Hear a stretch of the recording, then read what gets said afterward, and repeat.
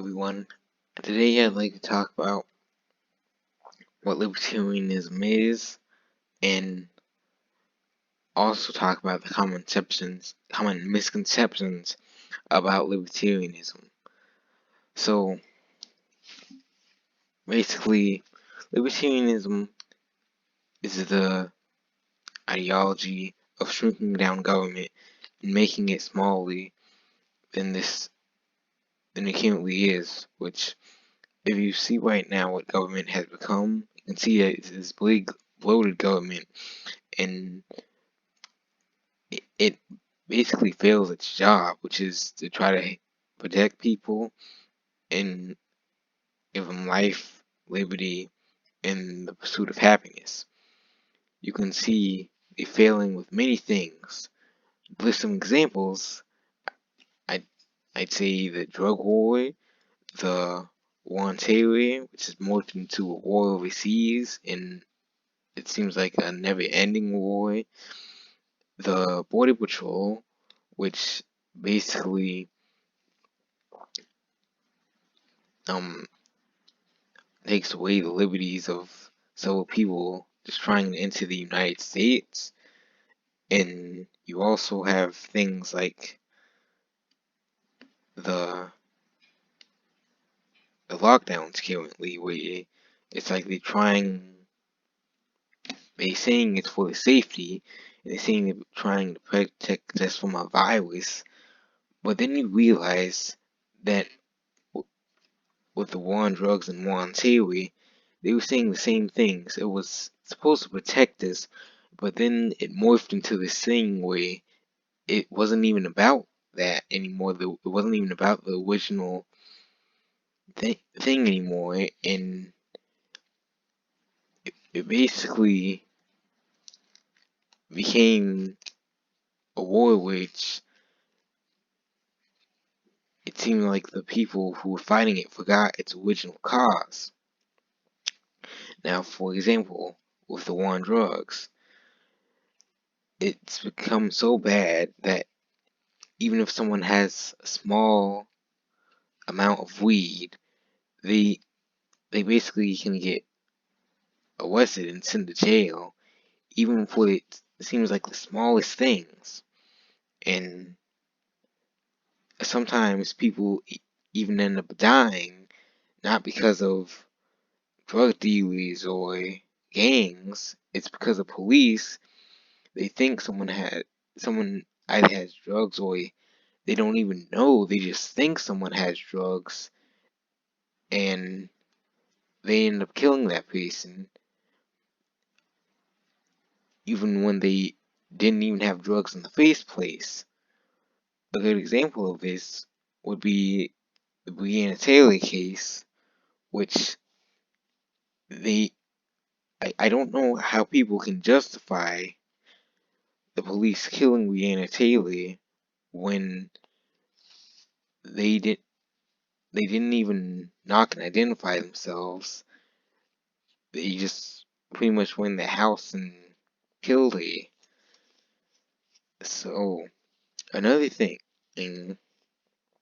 would be the war on terror and the wars overseas, where government was supposed to supposedly protect people, but it ended up becoming this massive problem with Americans' liberties being stripped away, and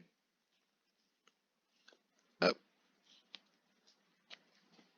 in leading in this surveillance state, basically, in even bigger government than it was before, because now this this war overseas in Afghanistan, and now in basically Syria and all these other Middle Eastern countries the US has supposedly tried to help, has gone horribly wrong. The US has been in Afghanistan for approximately 19 years, and it seems like they've accomplished nothing. nothing has changed for the better over there. You can argue it's only changed for the worse. And so,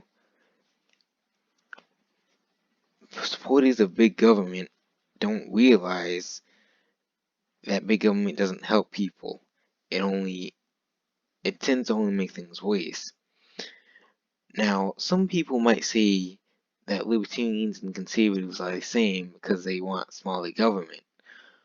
Well, this isn't true for a couple of reasons.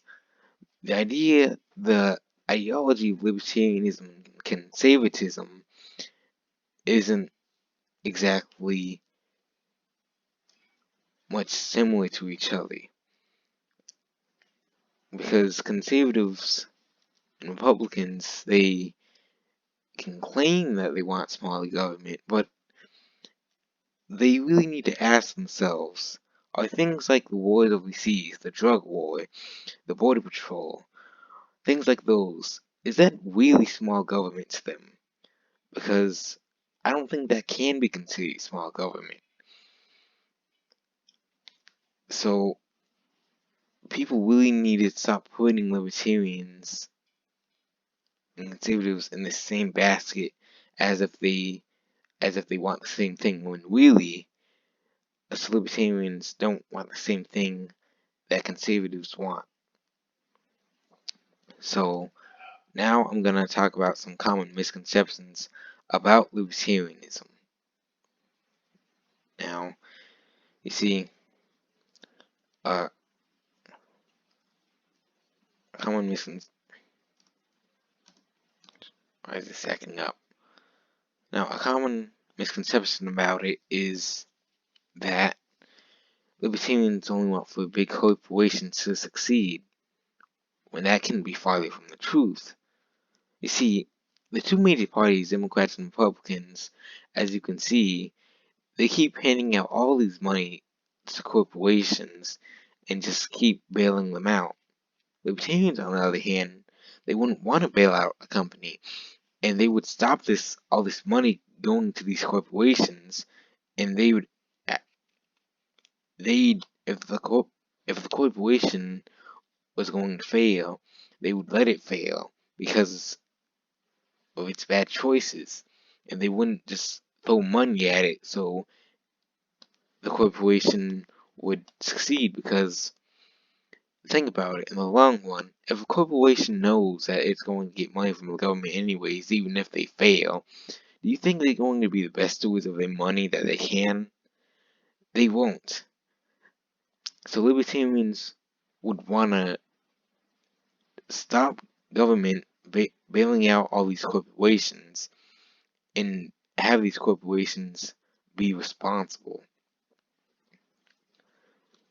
Now, another thing is, it's a more recent subject or topic, but if if libertarians were in power, then the coronavirus would kill more people.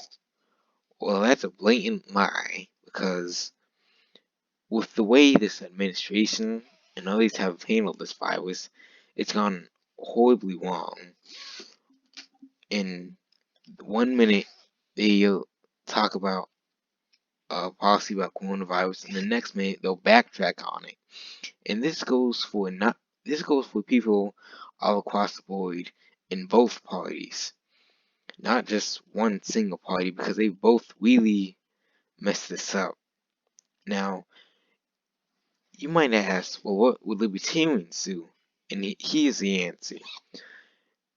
If I were a libertarian president, or if a libertarian president was elected, here's what would probably happen. I would, if I heard that a deadly virus was possibly spreading throughout the United States and possibly infecting people, I would suggest that people have frequent hand washing, they keep up with the hygiene. I would wear a mask also to try to, at the early stage of this virus, to try to influence and encourage other people to also wear masks, And more importantly, I wouldn't do this massive shutdown of this economy and this massive shutdown of small businesses supposedly protect people from the virus, because it's only made things worse than it already was. And think about it. If you have people in this big business store or this big shop around, and they all have to come in this store around the same time or same day, do you really think that's going to help to stop the spread of virus? No. If anything, that's really going to make it worse, and you might as well just be pouring gasoline on a fire.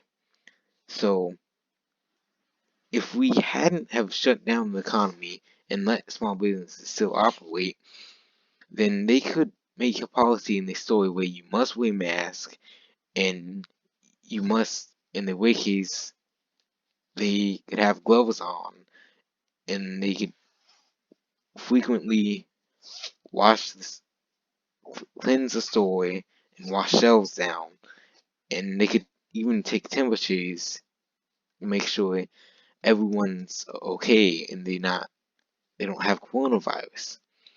But instead of thinking proactively and and instead of thinking smartly, the government just decided to do this one size fits all idea, and it's failed horribly. And so, what do people do? Instead of seeing that big government has caused this, instead of people in government owning up to their mistakes, they blame it on the free market and they say that it's failed us. Yet they're the ones who've tampered with the free market and basically shut it down. So they basically trying to point the finger at something that would have actually saved them. Well, not saved them, but would have saved a lot of people, and it would have made the problem less waste than it was. And with these rampant suicides that have gone up since this coronavirus crisis, which I would say mostly because of the lockdowns, because people are losing everything, and they don't seem to realize that they caused a lot of things to collapse. And so, what did they decide to do after that? Well, they decided to give a stimulus package, which in turn, they decided to give all these corporations and companies this big amount of money, but then they gave the public a small morsel. And also, they did, it's like they don't seem to realize what they're doing to the economy in the long run. All this money printing isn't good. Trying to give everyone money isn't a good idea at all. Because the more money the more money a country has, gradually the less it's going to be worth. If you don't believe me, please look up Germany during the period of the Weimar Republic. Germany during the Weimar Republic thought it was a good idea to just print money to solve all the problems. They thought it would make the problems go away, but ended up causing hyperinflation, and it ended up really screwing them over and nearly collapsing the entire country. So, what do you think is going to the U.S. if we continue down this destructive path? You think it's gonna be all sun and rainbows for the rest of the U.S.'s history? No, it's not. It's going to be a real dark place if we don't stop this, and if we just continue down this destructive path of big government. We really need to change our policy on our economic policy and our foreign policy as well. Speaking of economics, another common misconception that people have is that libertarians don't care about the poor. Well, you see, this just isn't true. One of my favorite libertarians, his name is Jacob Hornberger. He talks about his city, his hometown of Laredo, Texas, one of the poorest cities in Texas. Now, he had this hospital that he went to, and he saw the patients there. Well, I don't know if he visited the patients, but basically, he saw that the doctors there would know that the patients couldn't pay for their own medical bills, but the doctors gave care to the patients anyways, even though they couldn't even pay. And this was before Medicaid and Medicaid, so if anyone says it's because of that, that's simply not true. In fact, before anyone says that this is just an isolated incident, Jacob Hornberger moved to Virginia, and his dentist told him the story of how he is he'd get together with other dentists, and they would provide dental care for the poor and less wealthy. Well, guess what happened to that?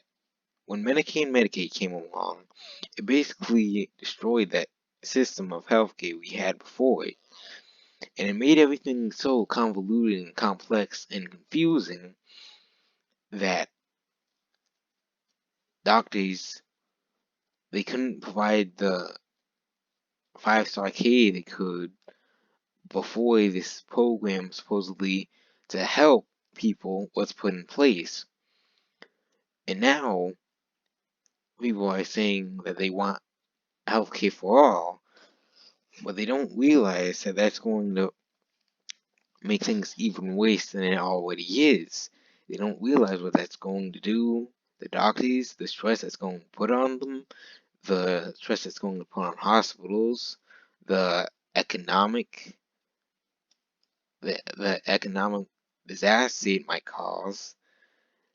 They aren't looking at that. And instead of trying to look at history and trying to see, it seems like we had a better problem before Medicaid and Medicaid was put into place. Instead of doing any of that, they just think that it's this great idea to try to get Medicaid for all. And on paper, it sounds amazing because who wouldn't want something that promises free healthcare for everyone? But in the long run, people have to ask, what is going to happen to this? What is going to happen to the healthcare system, and what will happen to doctors who are banned out from it, and hospitals that simply can't keep up with it?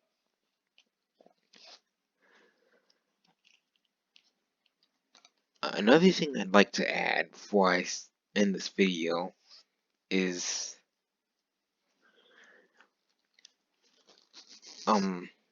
I'd like to talk about Social Security.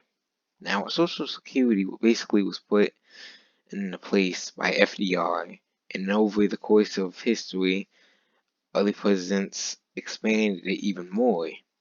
Now, basically, Social Security, it was put into place to, again, help people like seniors, but it hasn't done that. The government is in loads and loads of debt right now. The government also promises that Social Security is going to pay people when they retire. Now, some people have criticized libertarians for wanting to cut Social Security and saying you don't care about what happens to the elderly and you don't care about people after they retire.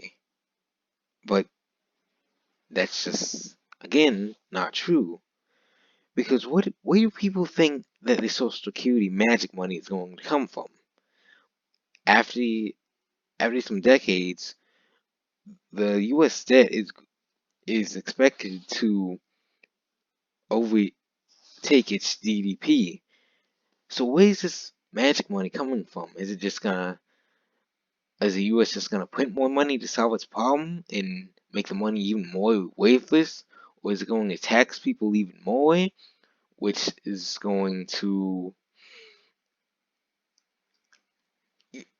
wake some people and going to drive up the cost of things and over and all around is a bad idea. So people think that it's just heartless to do these things when they don't realize in the long run they're being heartless, because even if it isn't cut, some people might not even receive the Social Security money because government might not have any money in the first place to give anyone in the future. People really need to take a deeper look at things instead of going in the emotions and thinking that the emotions has the solution to all these problems. If people actually study history, if they looked at these things and came and actually studied them properly, if they looked at these problems in government and actually saw that it was caused by big government, and they actually saw that the best solution would be smaller government, they'd be a lot more libertarians. We'd be living in a free society, and a lot of society's problems would be solved, and more people, if we had a smaller government, more people would be alive today, both overseas and in the United States of America. That's all I have for today, folks. Don't forget to like my video and share and subscribe if you can.